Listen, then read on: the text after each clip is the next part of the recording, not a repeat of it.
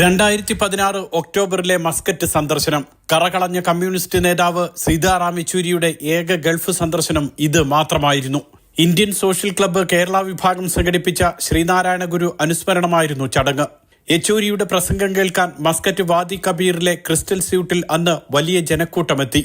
മാതൃഭൂമിക്ക് വേണ്ടി മസ്കറ്റിൽ വെച്ച് പ്രത്യേക അഭിമുഖവും നൽകി.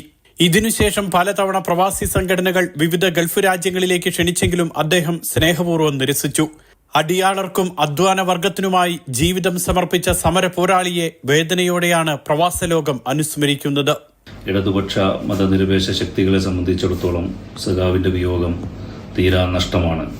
വിദ്യാർത്ഥി പ്രക്ഷോഭങ്ങളിലൂടെ ആരംഭിച്ച് ഇന്ത്യൻ നിയമനിർമ്മാണ സഭയിൽ തൊഴിലാളി വർഗത്തിന്റെ ഉറച്ച ശബ്ദമായി മാറാൻ സഖാവിന് സാധിച്ചിട്ടുണ്ട്.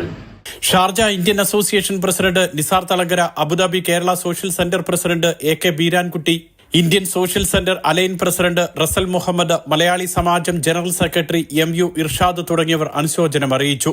ഉമ്മുൽ Quwain Indian association president Sajad Nattika, Ajman Indian association president Abdul Salah, Sharjah Mass ഭാരവാഹികളായ Wahid Nattika, Ajitha Rajendran, Shameer, Yuvakalasahithi UAE general secretary Biju Shankar, Incas UAE ഭാരവാഹികളായ Sunil Azeez, Biju Abraham, S Muhammad Jabir, global committee അംഗം പുന്നക്കൻ മുഹമ്മദ് അലി എന്നിവരും അനുശോചിച്ചു.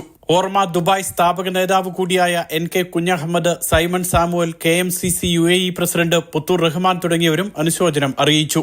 Mathrubhumi news, Dubai.